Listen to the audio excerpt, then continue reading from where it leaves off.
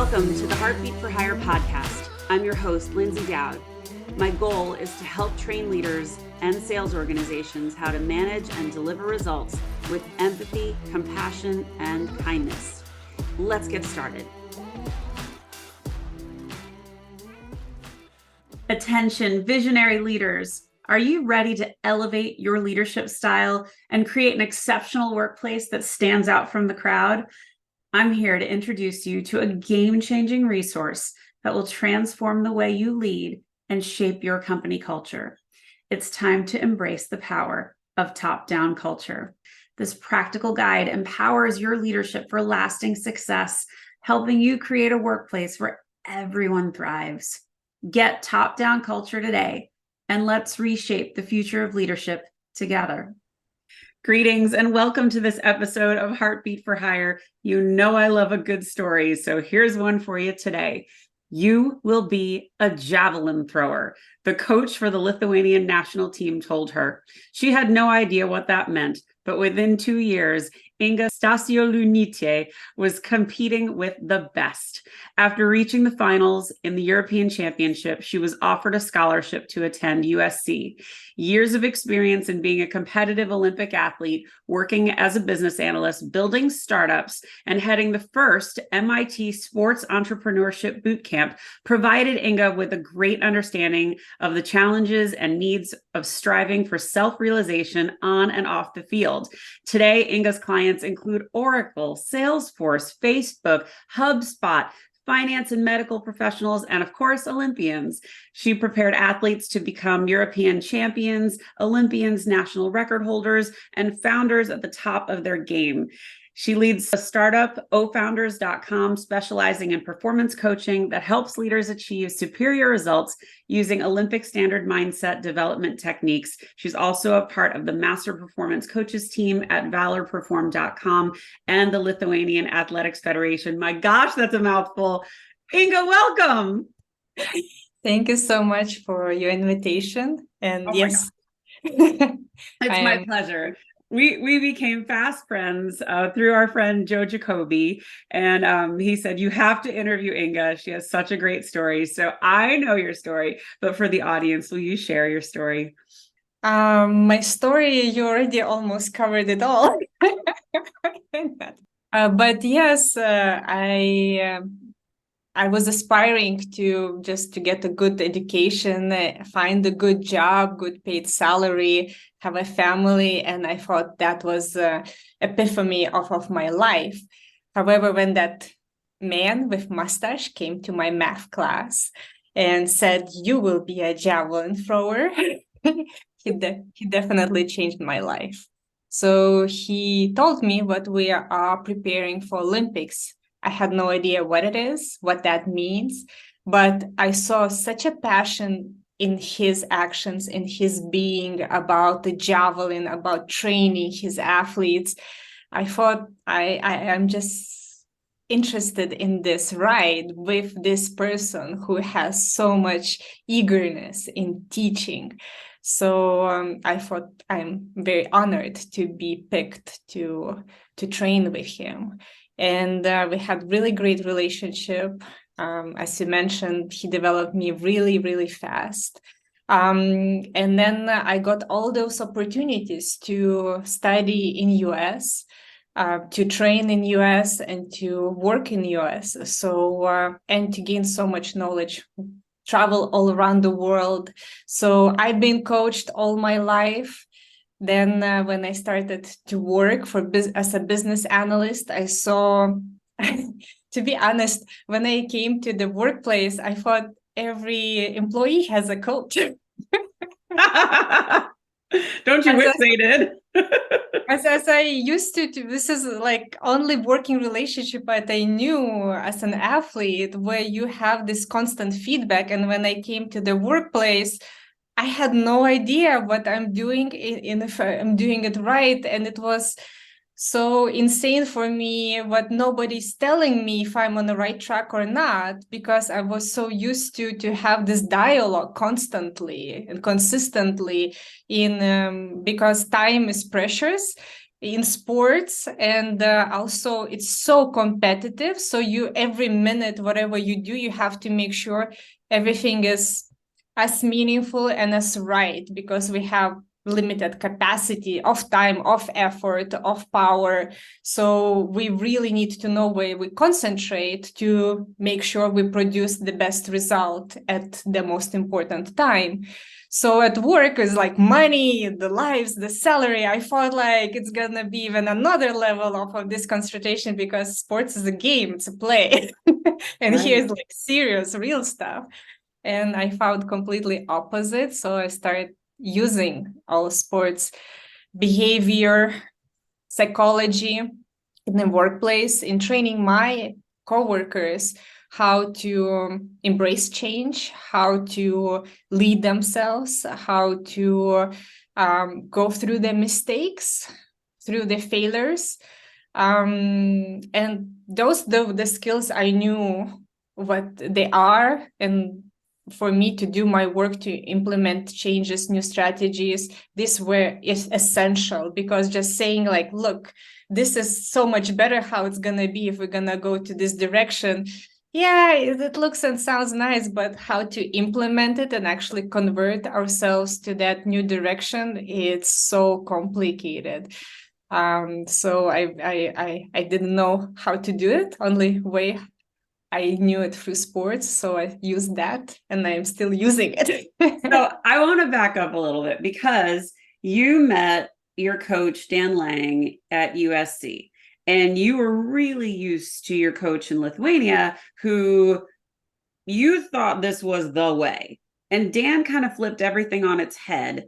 And talk about that change, that experience, and kind of the transformation you found yourself going through.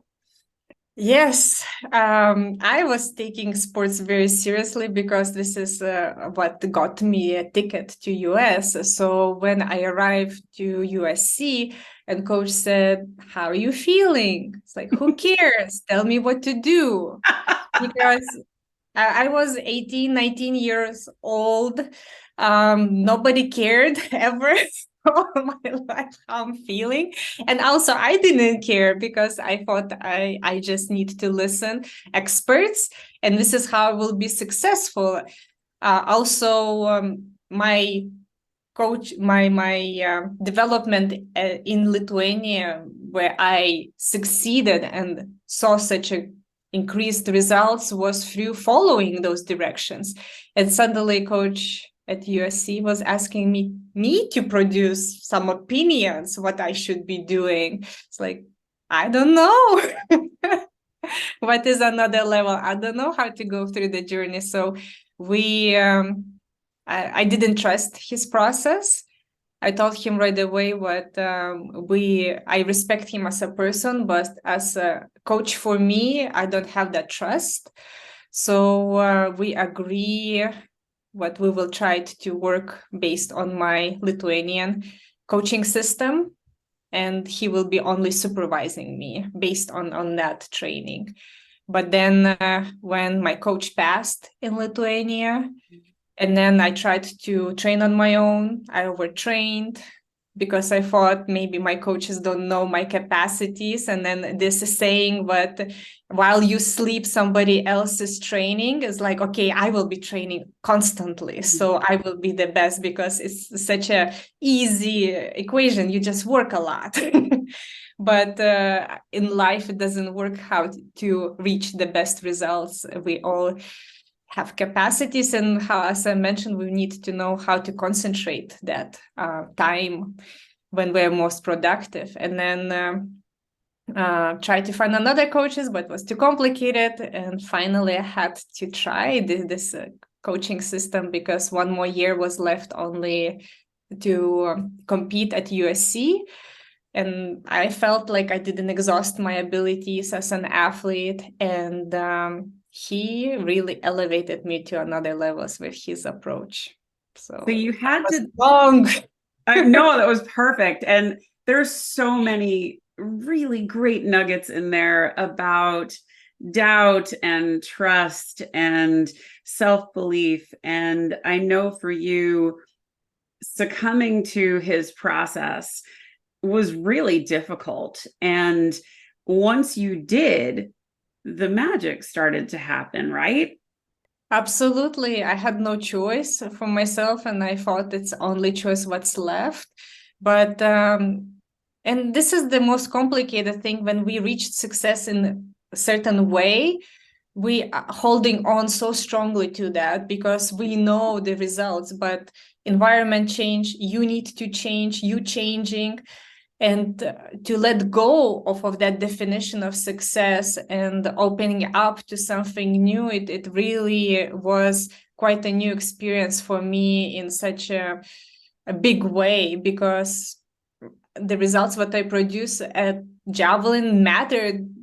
My life was based on that, what options I have, what if I will be able to stay, if I will be able to earn money.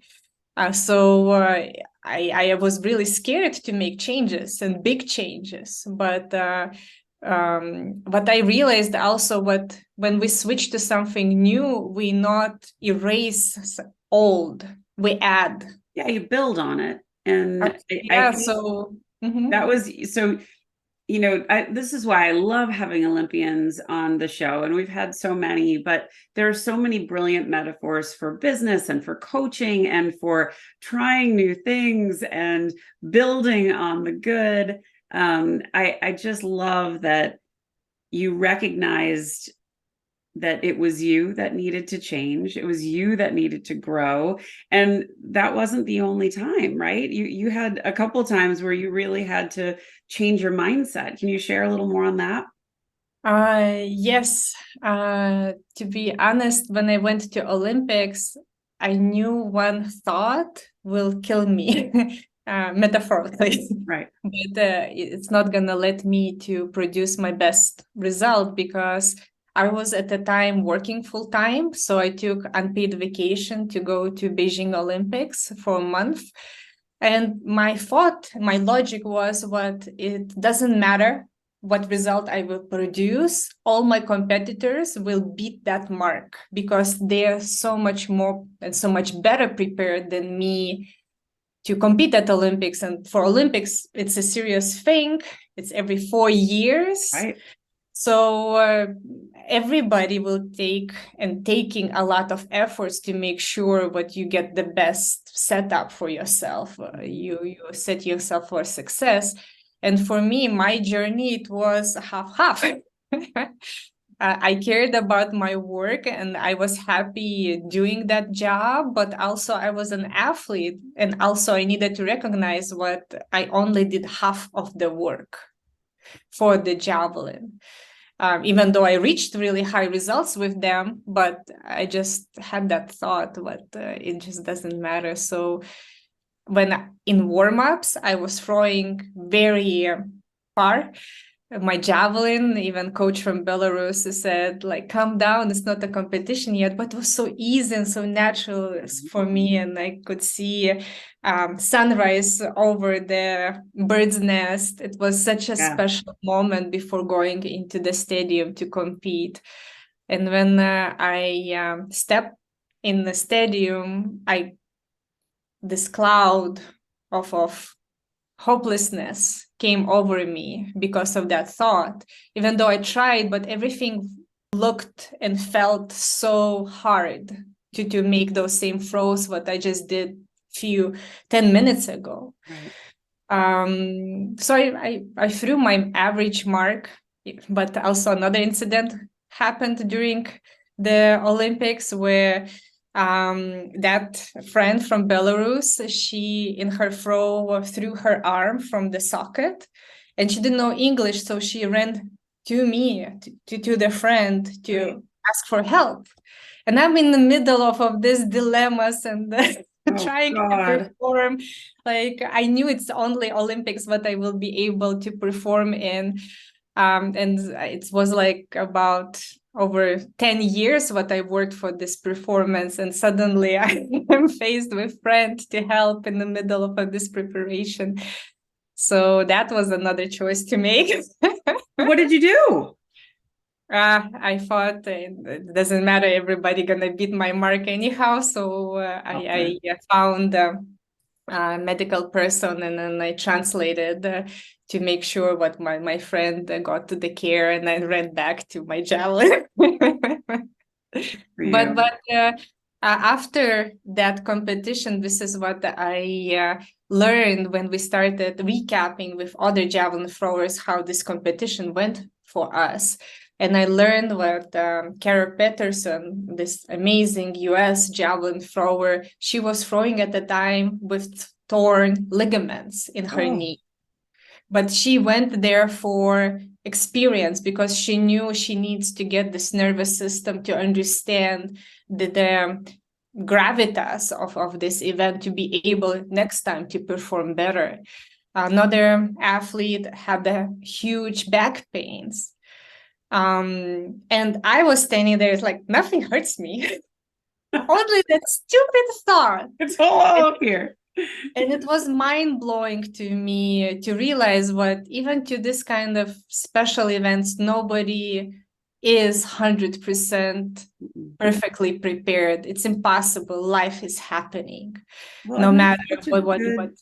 That's such a good illustration for business and for leaders, because you could be so prepared. You could be, your presentation is on point, and then the lights don't work, or the microphone is out, or the person that's supposed to introduce you screws up your bio. Like, there's so many things and so many curveballs that you will get thrown throughout your life, throughout your work, throughout your sporting career. And how you come out of that is so important. And you have even more resilient stories. You had a double bout with cancer. I mean, talk about having to have the right mindset. Can you share a little bit about that? Yes, even in my stories in the blog, what I'm writing, I chose to share my stories because when I heard my diagnosis, you right away equaling that with death. And it was three years ago when I heard that. So I was 39 years old. So I imagined myself to be this really healthy, very strong person, to have like limitless possibilities in life. And suddenly, if I would not take care of this, I would be dead in a few years or months. And through going through this journey, not once, but twice, I just want to make sure what people don't equal the cancer with death, because there's so many treatments, and not being scared to get tested. So when I faced that journey, I approached it as an athlete, trying to make sure how I can manage myself to be able to heal, to get the most out of this journey for my growth also. So I applied all those training techniques, but I was able to learn throughout my sports career. Also, I had amazing friends and coaches who helped me through the journey. But it was quite a journey to learn about myself more. And to be honest, for the first time when I went through this experience, I learned what there's also pleasure in life. Because before I did this amazing course on taboo subjects on death, money, and sex. So I understood finally the perspectives of death and our relationship with it, how much meaning it gives to our present. The money relationship, that's another story. However, the pleasure, it was so foreign for me, in the sense of all my life I was praised of the resilience of all the overcoming. So nobody praised or even said like, did you have the pleasure? Right. Did you enjoy it? Yeah. Yes, in that way. And this is what I discovered, what I don't know what pleasure is for me in life. And I really dedicated my year to experiment what that means. Because I thought if I will be dying and not knowing before death what pleasure is, it's kind of waste of life. No question. And I mean, even going back to that first question that Dan Lang asked you of like, how are you feeling? You weren't Yes. allowing yourself any of that. So that wasn't even in your awareness that you were allowed to have it. So I mean, to open yourself up to experience that now, I think is so important. And it would be a life wasted if you had no joy and no pleasure. So let's pivot a little and let's talk about what do you do now and what makes you a good coach, and talk about who you coach and that sort of stuff. So after all those experiences, especially after Olympics, when I saw how much influence on our results our mind has, our thoughts, so I thought, okay, to train body is quite easy, Right. but to train our mind, this is what I am more interested in, because it has more influence on our performance than our physical, tactical preparation. So if mind is not the right place, even how well we are prepared, it cannot show. We stop ourselves for performing at our best. So I dedicated the rest of my life analyzing, learning, studying our mind, performance mindset. And this is what I do. I am a performance coach, where I work with my clients to find the way what makes them unique, and also what aspirations they have. With that question, what Dan Lang asked me about how I'm feeling is understanding our agency and allowing our agents to create our agency in this life. Yeah. Because when I work with a lot of doctors, especially the burnout happens because they don't allow themselves to have the agency in life, because it's so much focused on serving. That's right. So they completely lose themselves. So we come back to understanding what is that relationship with ourselves and with serving, and also how to thrive.